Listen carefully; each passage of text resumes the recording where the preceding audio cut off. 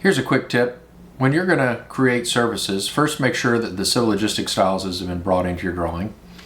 Then in the prospector tool space, right click on surfaces, create surface, and if we're going to do an existing surface, we're going to call this EG. Then under the style, we will pick civil logistics EG, hit OK, and then we'll select our contours that we want to add. In this case, I'm going to pick the major and minor, hit SSA, SSA,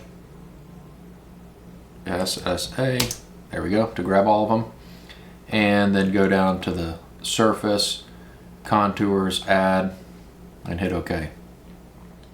And there's the surface, and then I can put this on our EG style, which is not there, so I'm going to run Civ Lay to load our styles. And then once again, I can grab this surface and scroll down to 10 existing surface. And that is how you create a quick surface.